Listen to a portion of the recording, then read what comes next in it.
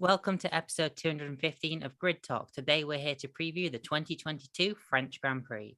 My name is Ruby Price, and joining me we have sports writer Owain Medford. Hello. Tom Downey from Everything F1. Hello. And Philip Mathew from Grip Strip Podcast. Hello. First, if you enjoy this podcast, we'd love it if you could take 5 to leave us a 5-star rating on Spotify or a 5-star review on Apple Podcasts. If you do, you'll automatically go in our monthly draw to win a Grid Talk t-shirt from our champion range of merch. And if you're one of the 72% of people who aren't yet subscribed to the channel, please consider helping us out with a like and a subscribe. So the big news this week, Owain, was that former race director Michael Massey has left the FIA 7 months after that incident in Abu Dhabi. He was appointed race director in 2019 after the passing of Charlie Whiting and held the mantle until earlier this year as a result of the inquest into the Abu Dhabi incident. But what legacy does Massey leave behind? Or is it just going to be about the mishandled title decider? I don't think it's entirely about the mishandled title decider. To be honest with you, I think we've seen that switch from a fun sort of policing of racing to actually move more towards this let them race sort of outlook that they seem to have, and that sort of precipitated numerous things. Bearing in mind the leading into this season, so that's been growing over the last few years.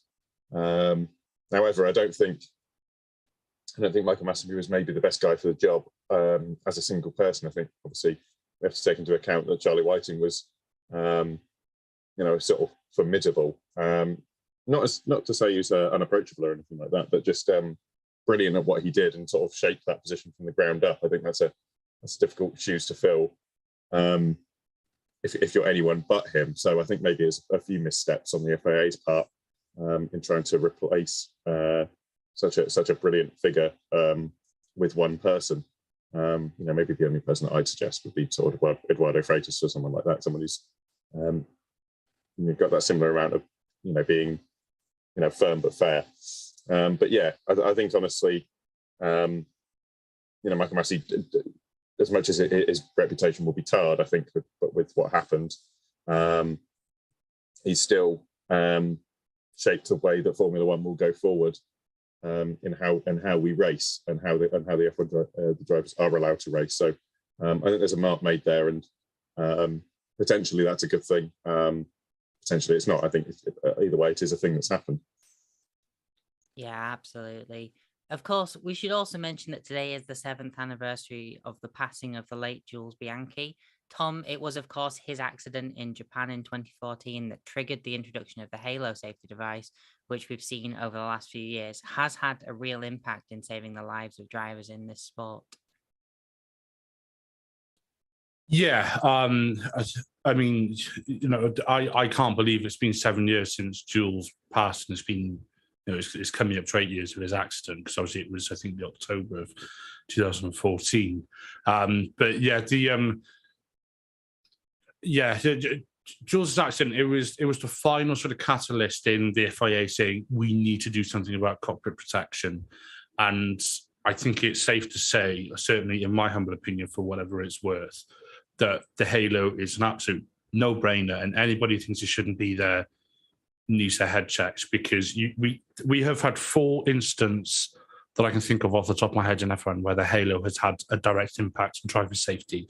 There's 2018, Belgium. There was 2021, Max and Lewis in Monza. Also, we had Guan Yu Zhou, and I said there before, and I can't remember for the life of me what the 4th one was. That's how good my brain is in this heat. But there have been there have been several incidents with Halo, not just in F1 but also in some of the junior series. You only have to look at the Dennis Hauger and Roy Nissany crash from Silverstone. The way Hauger's car flew at the top of Nissany's, the Halo wasn't there. Yeah, doesn't bear thinking about. So yeah, the Halo is an absolute necessity. It's when I saw it being tested, because I remember I think it was 2016, Red Bull were testing things like the aero screen. I'm sure it was Red Bull were testing that, and then you saw a couple of the 2016 cars with the Halo on it. I've got to be honest, when I look at a 2017 car, because obviously 2017 is when we had that initial regulation change, where the cars became wider and lower and thick, as the kids say, with two Cs. Because obviously 2017 didn't have the halo, but then 2018 through to incumbent, we have the halo. So obviously 2018, 19, 20, 21 all had the halo, but they were all that same style of car, big, big wide rear tires, big wings, all the rest of it. If I look at a 2017 car, to me, it looks weird because I'm so used to seeing the 2018 to 2021 style cars, which are more or less the same, with the halo on it. To me, it looks bare without it. And then when you look at accidents in sort of years gone by as well, it makes you wonder that if the halo would have been there, would we have had a different outcome? I'll tell you the other halo blinking accident, Roman Grosjean. Sick year 2020 when we went to the barrier. The biggest accident I've ever seen in F1, arguably. I tell you where this all starts.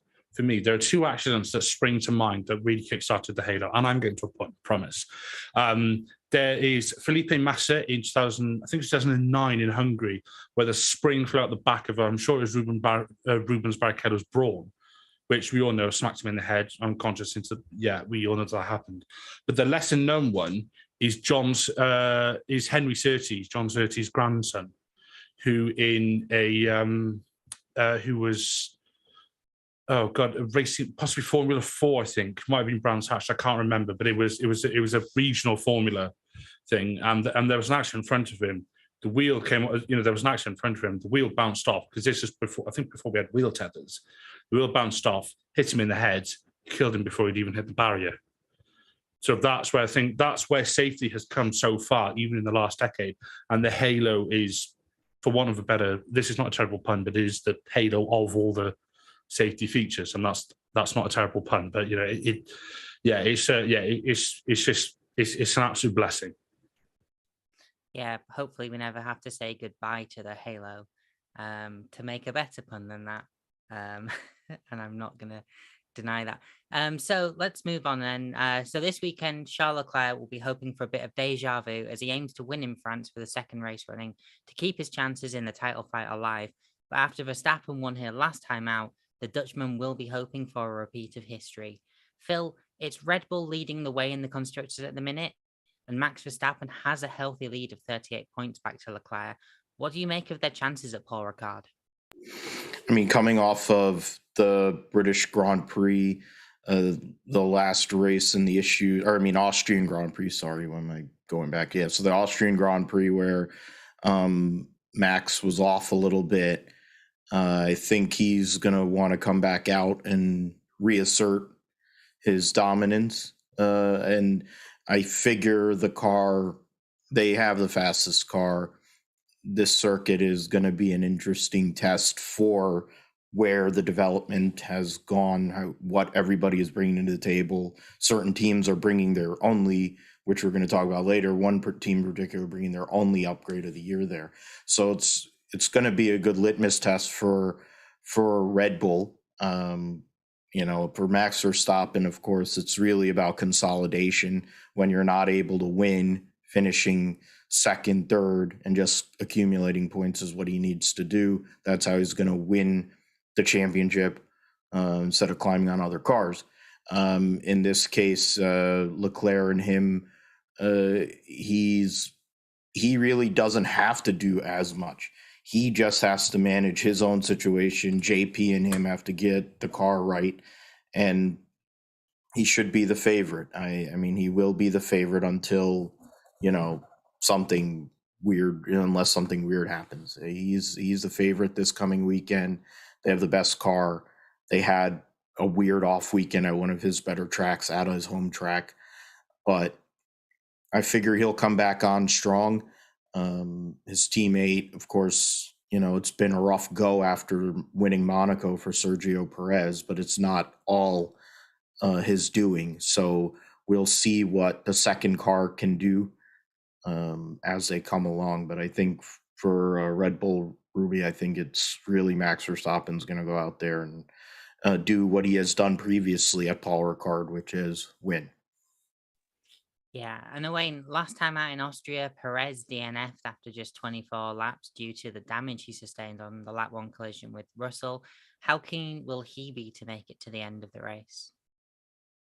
I mean, very. I mean, it's one of those things where you lose, particularly with the way the car is being, you lose at least 10 to 12 points, and that's as much as Ferrari is 56 points away, and that's they can bring that sort of down to 2/3 of they can bring that deficit down by 2/3.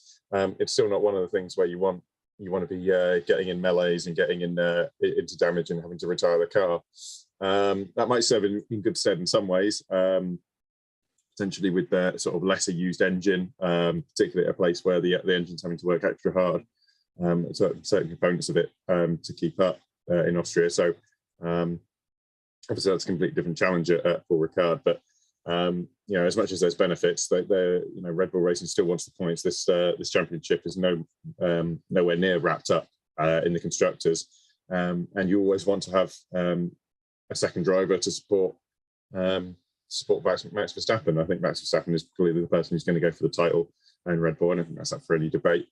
And as much as he's got a 38-point lead over Leclerc. Again, you want to steal points away from your rivals wherever you can. If that means getting a 1-2, which is obviously the ideal scenario, particularly at Leclerc's sort of quasi home race. It's only a short trip down the coast. You want to do that at every opportunity. So he'll obviously be highly motivated to put his Red Bull in the top four again, preferably with a win or a number 2. Absolutely. So, Tom, the Ferrari struggled here last season, but they have a much improved package for 2022. How do you think Leclerc will manage? To be honest, I think if this season is anything to go by, Leclerc's going to qualify on pole and then either DNS or DNF with an engine blow up, and Max is going to take the win. It's also not entirely fair to compare the Ferrari of last year to this year, because obviously we've had an enormous regulation change, and Ferrari were picking up the pieces last year, whereas this year they are, they are very much one of the ones to beat. And but like Owain said, this is basically a second home race for Leclerc. With Ferrari, one thing that I'm getting a bit concerned about with them now, bearing in mind I'm not a Ferrari fan, I do like Carlos Sainz, not so fast on Leclerc, if I'm honest, don't hate me, are they turning into a bit of the Mercedes of 2016? Because we started to see a bit of friction with them on track. We saw it at Silverstone, and then we heard Carlos's radio saying, "Don't." He said something like, "Don't invent situations" or something to that effect. And he's they were battling very much at Austria. I wonder if it may begin to boil over at some point. I don't think it will in France. I think they'll be all right. I think Leclerc will probably hold enough of a gap to Sainz, because, in my opinion, he's that step up. Sainz is good, but Leclerc is different gravy. Much like Max and Russell and Norris, I'd say. If reports are to be believed that Ferrari have effectively sort of not counted out, but have found that straight line speed that they were somewhat missing, which I think we did see in Austria as well, to be fair, because obviously that is basically a load of straights with a couple of right-hand turns, apart from the middle section. So I'm very curious to see how we're going to get on coming out of turn. I don't know what turn it is, but when you come out the sort of squiggly first sector onto that back straight, it's going to be very interesting to see, especially with DRS, which car will be quicker down that straight, whether it's going to be the Red Bull or the Ferrari. Me being me, I'd probably still put my money on the Red Bull. It's a good thing my bank account's pretty empty at the minute. But the Ferrari, I wouldn't put it past them to be within a couple of kph down that straight, especially if they get perhaps a gust of wind, or if the temperature sits right, so if they fire the tyres well, or if they get a good exit out of, I think it's like turn 6, turn 7. I can't remember, to be honest. But yeah, they've got the potential to go really well this weekend, and it's going to be an intriguing battle. Yes, it will be. And Phil, Sainz's engine blew up quite spectacularly in Austria. I mean, we've all seen the images of the flames.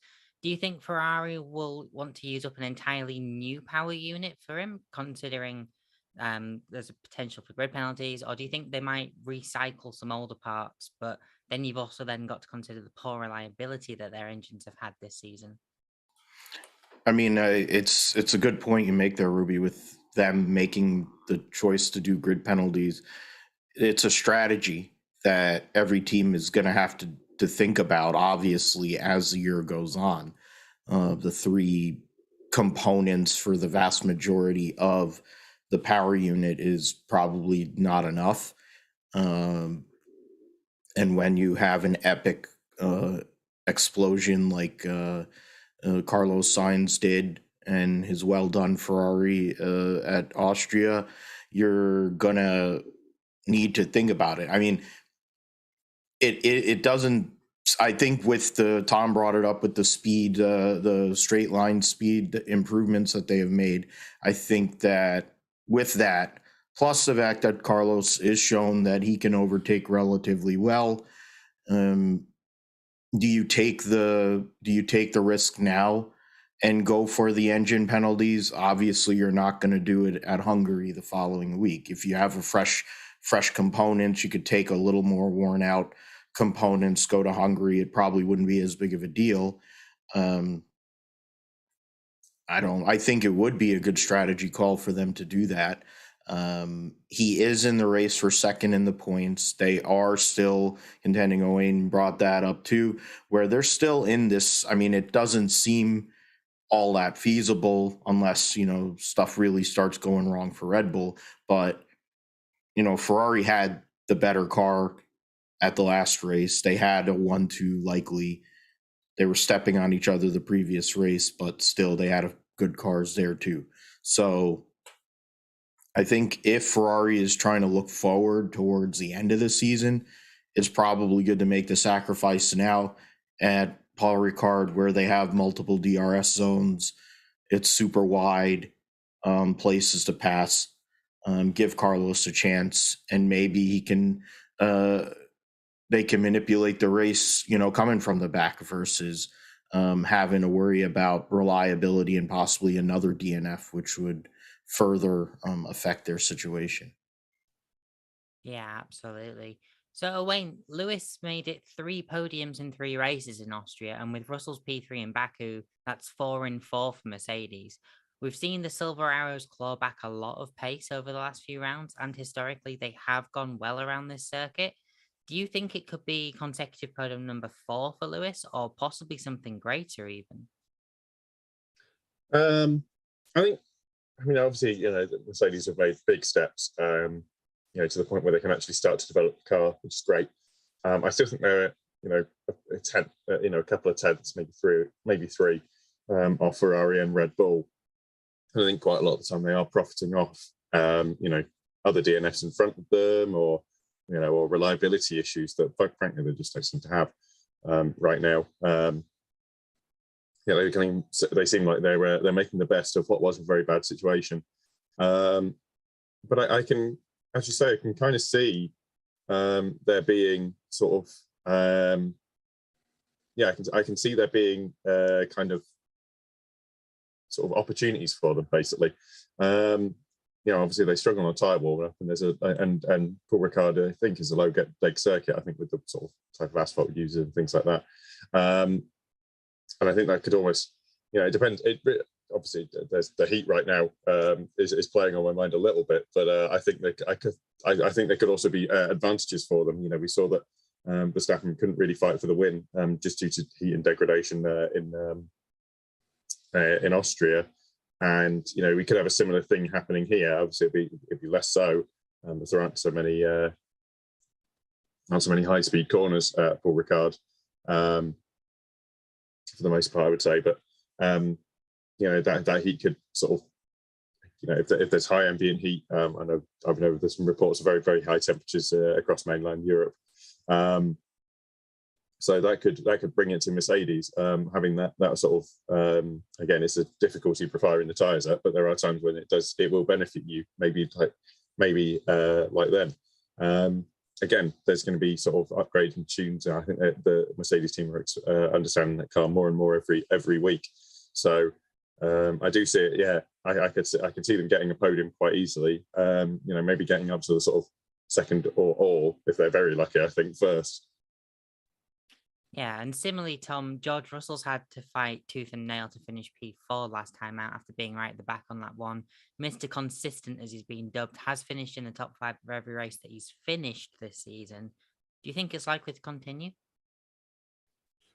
For a top 5 finish, I'd say it's definitely a possibility, especially as the Merc does seem to be getting a bit stronger this year.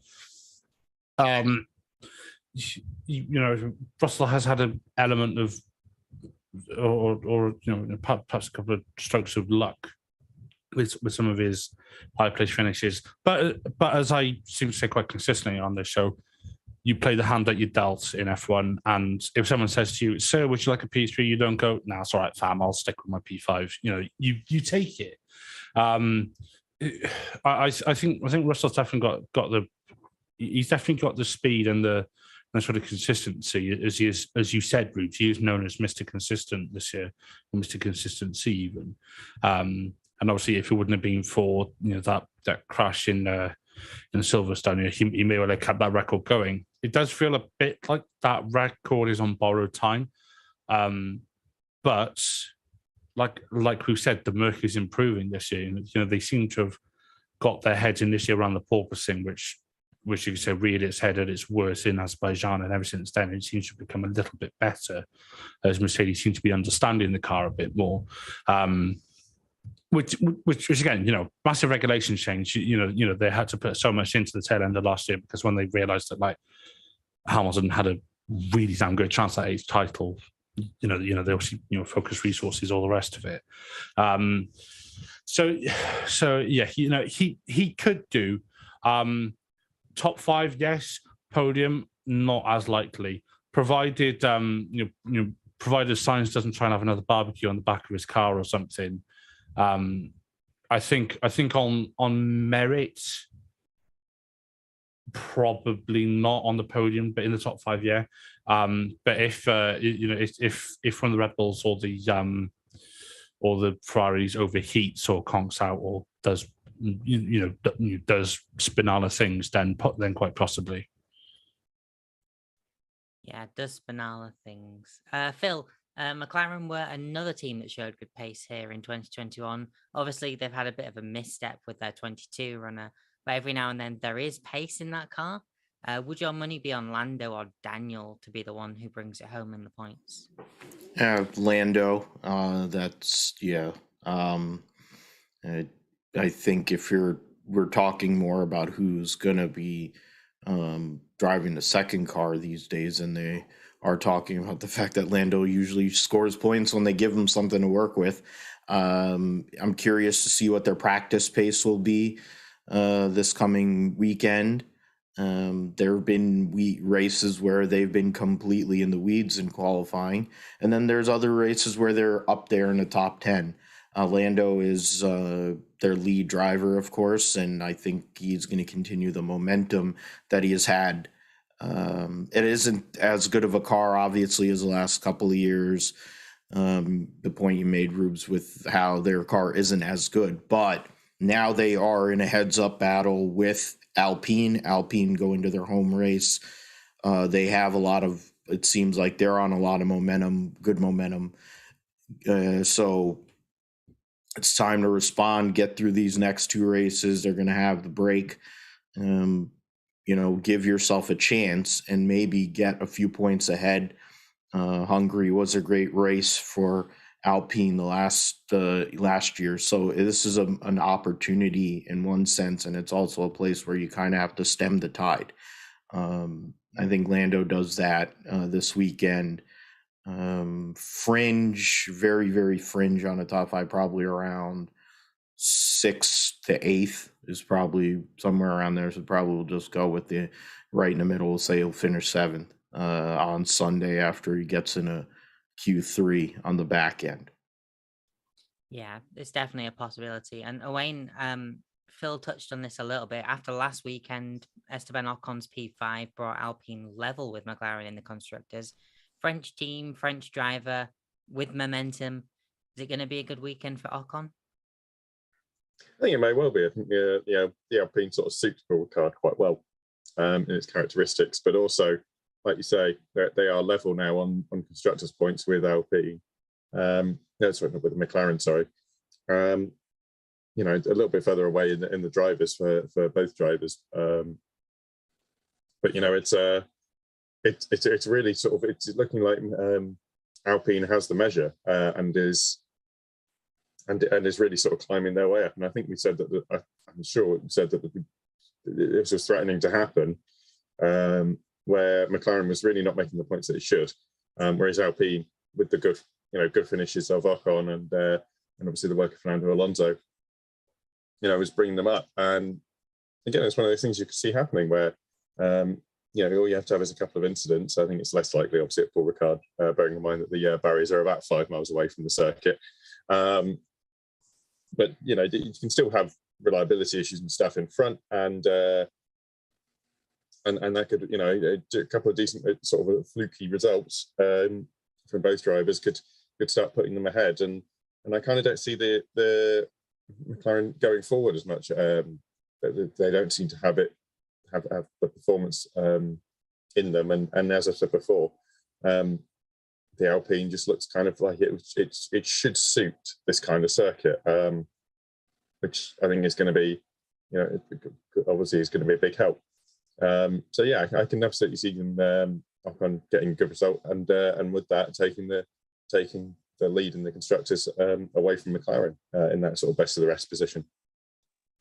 Yeah, you are right about the barriers in Paul Ricard being quite far away. Like, the circuit's in France, but the barriers are in Spain, Germany, Portugal, even. It's a dream come true for Carlos Sainz, who earlier couldn't avoid the gravel. Now he can't hit the barriers at all. But Tom, Fernando just about scraped his way into the top 10 last time out after some dodgy strategy calls from the team. Will he have had words with the mechanics, and do you think Alonso will be focusing on making a good recovery? I think we all know Alonso will have had words in Alonso's very unique style. I don't think that's even remotely in question.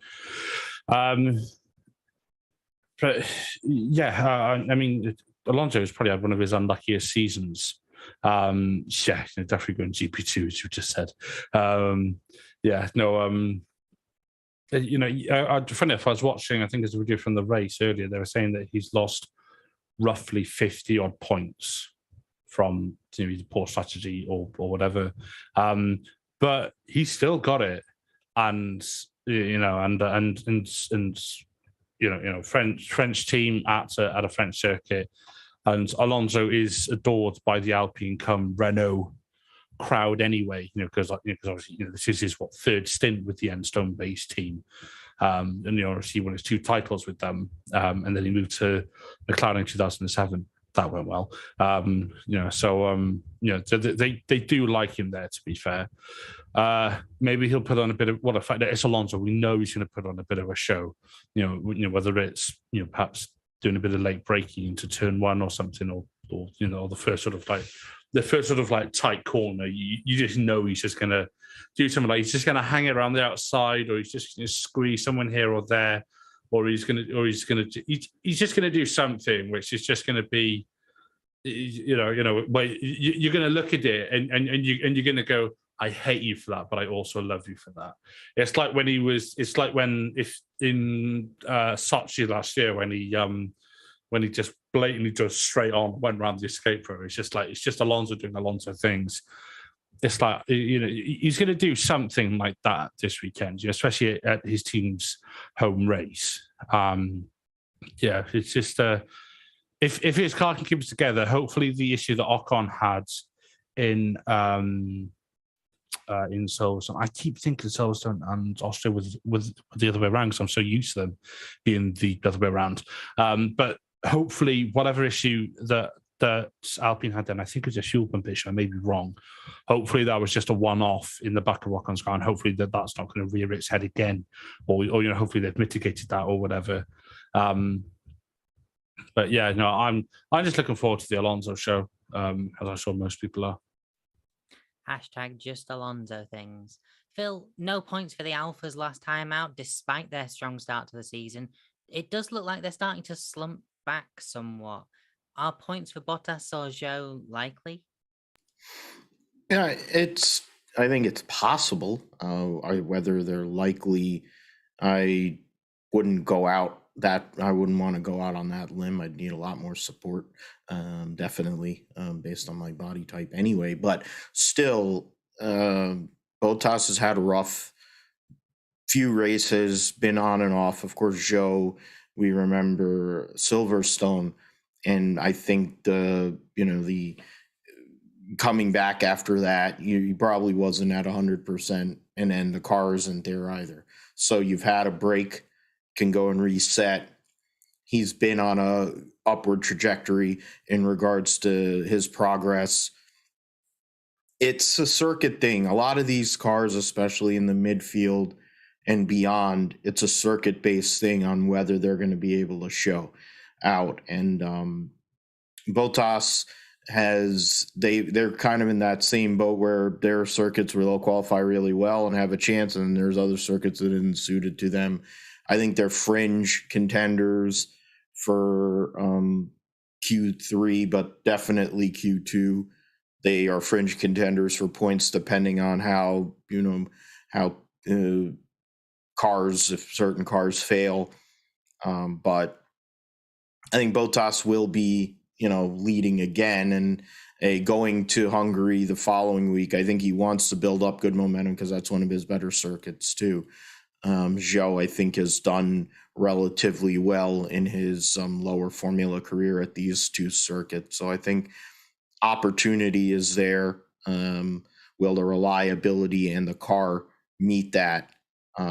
That's the real question. I'm not certain that they will, but the possibility is there because they've been up there when they've had the chances. Yeah, they certainly have. Owain, the Haas cars enjoyed their best race of the season in Austria, where all weekend long they showed genuine pace, and we got to see post-points Mick Schumacher tussling away with Lewis Hamilton in the sprint. Do you think this can continue in France? I don't see any reason why not. I think it kind of depends on sort of the upgrades that are brought to the car, to other cars. It sort of reports that their planned upgrade package has been delayed to the Hungarian Grand Prix, so we won't see that this weekend.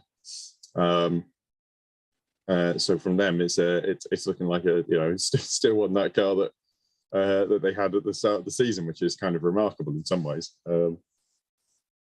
But I don't see why not. The circuit is very Silverstone-esque, and I think they went well there. It sort of looks like they've at least understand the car well enough, or so well, they're not making changes to it. So I think that obviously they get a massive understanding of the car in that way, weekend after weekend, and the drivers look confident in it. They seem to know how to set up to get the best out of it, and they really are picking up points after points. So, we've got a scenario where, Schumacher has more points than, drivers who have had much more of an opportunity to get into said points over the years so far. Drivers like Tsunoda and people like that. So, I think they really are sort of getting a handle on it, and they seem to have a good working relationship that's and sort of like a bit of mojo almost. So yeah, I can really see them tussling for points and causing troubles for some of the teams that have better budgets or arguably better drivers. So I think it's well within the realms of possibility, and it's on the cards. And to be honest, I'd quite like to see it. The Haston Powers mojo. I gave it a go. Tom, after being involved, swiftly moving on, in a number of first lap incidents this season, the AlphaTauri's Pierre Gasly we'll be hoping for a quiet home race this weekend, don't you think? Yeah, you'd hope so. He's not quite hit the heights that he hit last year, whether it's the car, whether it's him, or whether it's all the shenanigans over the second Red Bull seat. With Helmut Marcus basically said, "Nah, fam, not my son."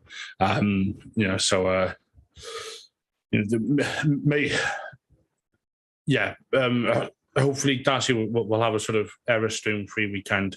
He just needs it. He needs what Sonoda needed last year, where he needs a couple of weekends of solid but not spectacular, just under the radar, just a decent quality, decent race. Don't get involved in any shenanigans.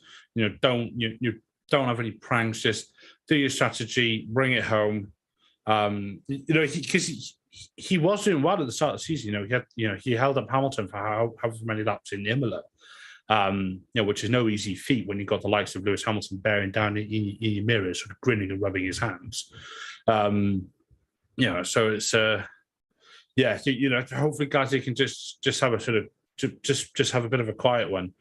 I think he just needs a summer break. I think Gasly needs a few weeks off where he can detach from F1, maybe get a contract in place next year with AlphaTauri, and then look elsewhere after that, or maybe he's already looking elsewhere. I'd imagine there's quite a lot of uncertainty over his future, especially given that one of the avenues that he would have been hoping for has been firmly shut. And let's be fair, it was never really going to reopen, but it's just been completely affirmed that is not going to happen for him again. And I think that's right, and I think that's the best for him. So yeah, so I think for Gasly, it's just this race and Hungary. Just have 2 quiet races, just get them done, get them out of the way, and then have a few weeks off. You go to, I think he's from Rouen or somewhere, or maybe Roubaix, I can't quite remember. So just go back, see your family for a week, go back to your hometown, just have a week, switch off, don't use social media for a week. I did that for a couple of months earlier in the year. Brilliant idea. Just switch off from everything. It's a bit, maybe I should practice what I preach, actually, especially work related. But yeah, hopefully he'll sort of get that extra sort of like 5-10% boost that you seem to get at your own home race. I think he needs it as much for him as he does for the team. He just needs to it's not a case of gaining his confidence back, but he needs to perhaps take that 5 or 10% off, because he seems to almost be overdriving, and which is causing some of these issues. I want to see him have a solid weekend. Basically, I want a weekend where we say, so when we come to do the review, next week, and you turn to me and you say, what about Gasly? And I go, hang on, where was he? We qualified P12 and he finished P9. That's the kind of weekend he needs. I would agree with that. And I think if it was posted on Instagram, Pierre Gasly would like that. But Phil, we've heard from Franz Tost that Yuki Tsunoda is likely to be driving for AlphaTauri next season as well. He's been a lot close to his teammate, sometimes too close, as we have seen them come together a few times. But Gasly does look to have been underperforming so far, as we have just mentioned. Is this the right decision, do you think? Yuki obviously has some raw speed, but it does still seem to need honing. Yeah, I mean, what I said last year when he came in, he kind of reminds me of Takuma Sato. I mean, it still kind of reminds me of Takuma Sato.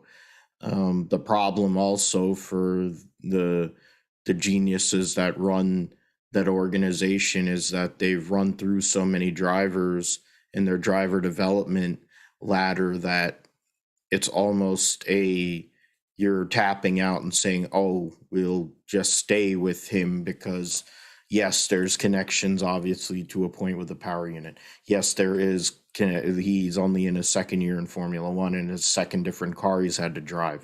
So maybe by year 3, something will come through. You look at the Red Bull development ladder, the likes of Jehan Deruvala struggled at times this year in Formula 2. Jack Crawford won in Formula 3, but he's not immediately going to be ready. There are, of course, numerous other drivers that have connections to Red Bull. So, but none of them are really sitting there, standing out that they could be ready for a ride. They have to stick with him, but then they're going to take the good and the bad with him. The good is he raw pace, but the bad is he's going to clatter into Pierre Gasly, or he's going to crash into somebody else, or he's going to crash himself, or he's going to, that they don't have a good car. Their car is really bad this year. So the notion that you're going to be running into other people on top of it, that's just a double whammy of suck, and you can't have that. So finish the race, don't hit anybody, get data, get through this period, get through these next 2 races, and take a nice break and see where things lie, post summer break, and maybe start getting ready for 2023, because there isn't a whole lot that's going to come out of this for AlphaTauri this year. And knowing that likely it's a make or break scenario for him, he needs to start working in that sense and drive with a maturity and a tenacity necessary of a driver that wants to stay in Formula One. Yeah, absolutely. Owain, when Aston Martin introduced the RB spec car in Spain, they talked a very big game, but the results have certainly not come their way, with their best finish of the season being P6 in Baku for Vettel. Just what can they do to achieve a decent finish in France, if that's even possible? Hope, I think. No, I think the biggest issue is that, try as they might, we've seen it for 2 or 3 weekends in a row now, and it just doesn't qualify well. They can't get it to qualify well. Even thinking, we've done a good lap, put it together a good lap. You've heard Vettel incredulous on the radio, but the fact that they've gone out there and they've put their all into qualifying performances, and there they are starting 15th and 16th. They've been saved by the fact that they've been moving up the field thanks to other drivers' misfortune. And there's obviously that possibility. I've talked about it a lot at this point, but I don't see that helping them. They've got 18 points over the just over half the year so far, and it's and I don't see that changing. I don't see the unless they bring a big upgrade or something like that. I don't know. And I know the team itself is under fire for the way it's handled discrimination internally as well. So they'll be fighting that fire. I don't think that's got to take away from the efforts you can make at the factory just as a result. So I think they're really up against the wall on this one.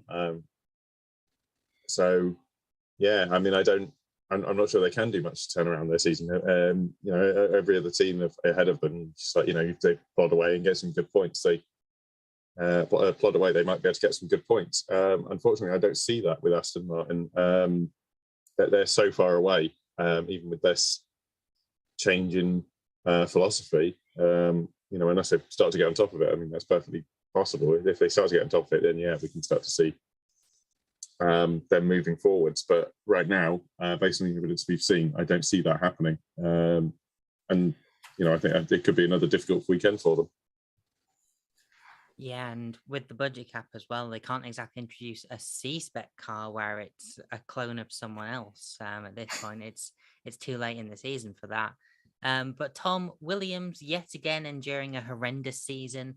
Albon has been consistently outperforming his teammate Latifi, and yet only has 3 points to show for it. What do you make of either of their chances in France? Not much, to be honest. It's just, to be honest, I think it's going to be another dismal weekend for them.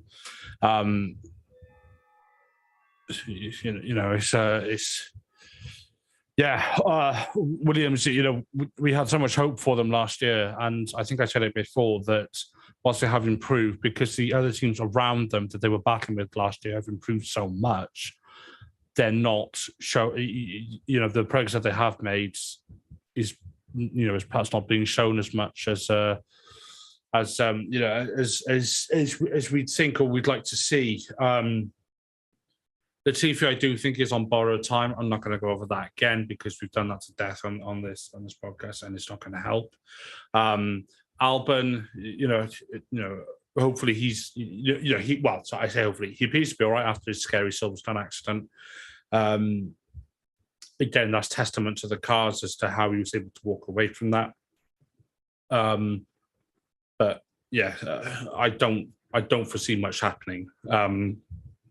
So I can't believe the TV got into Q3 in Silverstone as well. What the hell? But yeah, there we go. I don't see it being a good weekend. I think they'll be battling out with the Aston Martins and probably Danny Rick for the starting order for Q1. Yeah, they're definitely going to be involved in that Q1 fight, even if it is just setting the benchmark for someone to beat. But that is the teams. Now it's time to obviously start doing some predictions. So a top 3 prediction, and I'm going to start with my own just because I've got it right here, and it's bold in itself because I'm going to believe. So P1 Hamilton. Insert your booze in the comments right now. It's not going to happen, is it? But then P2 Charles and P3 Carlos. And let's move on to Phil. Wow, that one, I'll take that. As Tom Booze.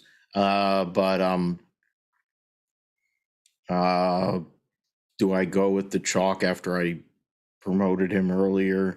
I guess I will. Max Verstappen gets the win over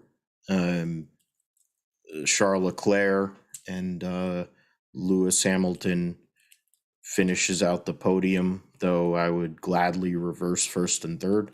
That I would do gladly, but I'm going to be realistic and, hedge. And Owain? I mean, it's going to be real unpopular, mostly with myself. But I'm going to go with Verstappen and Perez 1-2, and then Leclerc bringing up in third.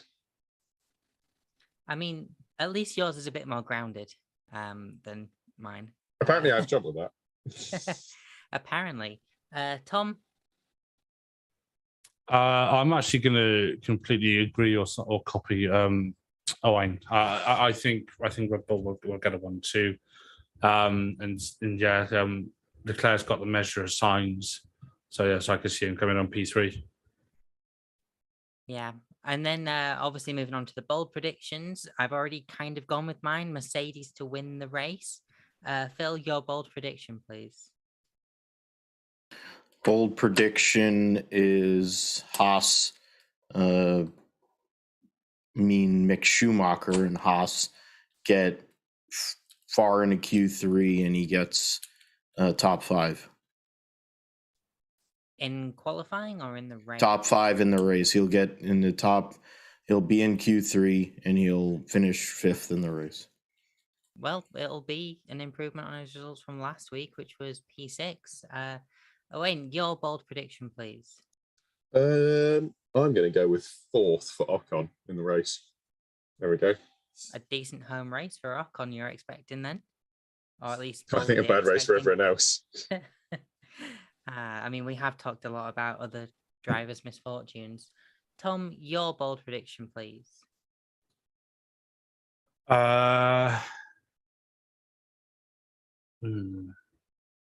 Danny Rick finishes ahead of Lando Norris. We said bold, not impossible.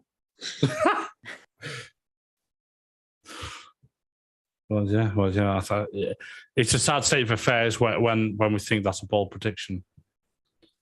It is a sad state of affairs, isn't it? Yeah. But yeah, those are our predictions. Make sure that you leave your predictions in the YouTube comments below. And now it's an opportunity to provide our panelists and just a chance to promote themselves. So, Owain, you write. What are your socials? Where can people find the stuff you do? Oh, I don't think it's worth saying my socials. I very rarely use Twitter unless you want to see retweets about, I don't know, esports. If you do want to see that, you are aware you're talking to an F1 podcast audience, aren't you? Yeah, I'm aware of that. I don't watch Formula One esports, to be honest. I don't want to see people be better at the game than me. What do you mean? What do you mean 1 minute laps in Austria with no assists? No, but if you want to see that, that's at Owain Medford, all one word, on Twitter. And every so often I do write an article on sportlightpro.com, which has changed. So they'll probably be on the Chronicle from now on, if they are there. But unfortunately, life gets in the way a lot of the time. But there we go. That's where you'll find me. Yeah, keeping it in-house with F1 Chronicle. Tom, you're from Everything F1. Give us that pitch that we always love. Yeah. So you can find us across all our socials at Join EF1. So that's Instagram, Twitter, Facebook, TikTok. I think that's all of them. All of this, I think those are the four main media outlets. We also have a YouTube channel, Everything F1. We have our website, everythingf1.com, where we do quality reviews, race reviews, articles, musings about all things F1, F2, F3, W Series, IndyCar, and Formula E. And then last but by absolutely no means least, we have our Everything F1 podcast, which is available on all your favorite podcasting platforms. I'm not going to list them because I can't even function today. But that's recorded on a Tuesday. Usually goes out on a Wednesday, maybe a Thursday, depending on availability. We have had a plethora of guests. We've got some more coming up. Guests, various W Series drivers. We've had Callum Ilott. We've had Ed Straw on a few times. Lawrence Barretto. So that's good fun. And like I said, you can find it anywhere and everywhere. Yeah, and there's no need to list it because I'll obviously be listing where the Grid Talk is available in a minute. But first, we've got to get through Phil from the Grip Strip podcast. Yeah, you can find me at Philip G. Mathew on Twitter. You can find my co-host Josh Huffine at JP Huffine. He has a Twitch stream for iRacing at USailor2. Our show, the Grip Strip Podcast, is at Grip Strip Pod on Twitter. And we have a YouTube page, a Grip Strip Podcast YouTube page, where you can find us and watch our show. Otherwise, anywhere you can find a podcast, generally you can find the Grip Strip Podcast. We cover all things motorsports or things that generally get coverage here. We try to talk about at some point during the Grip Strip Podcast. So with that, thanks Ruby for hosting, and great as always to be on with Tom and Owain and everybody, and the great work you all do. So hit everybody up. Great group we have over here, passionate fans, and on top of it, we're actually able to be nice to each other, even if we don't like somebody else's driver. It shows how adults are supposed to act, unlike a lot of society. Here. If you want to hear more from me, I also host Fresh from the Scene, a music podcast speaking to guests from Sean Smith to Frank Turner to other bands, usually based around the West Yorkshire music scene, but also artists that travel through West Yorkshire and Manchester for that part. But if you want to also find me on the socials, it's generally at Rubes, RUUBEZ, or Sticker001 on Instagram. But Grid Talk is available on YouTube, where most episodes are recorded live. We also tend to do a bit of a post show afterwards where we can answer your questions in the chat, as well as also being available on Amazon Fire, Spotify, Google Podcasts, Apple Music, Verbal, Omni Studio, and Pocket Casts. Just search Formula One Grid Talk for your back catalogue of shows with previews and reactions to qualifying and race results. Please consider supporting the channel on Patreon so we can get mics, lights, and better recording equipment. You can get your hands on some official Grid Talk merchandise on f1chronicle.com/store. And also make sure you subscribe to be the first to know when each new episode is released every single week. We'll be back soon with plenty more F1 content. Thank you very much for listening, and goodbye.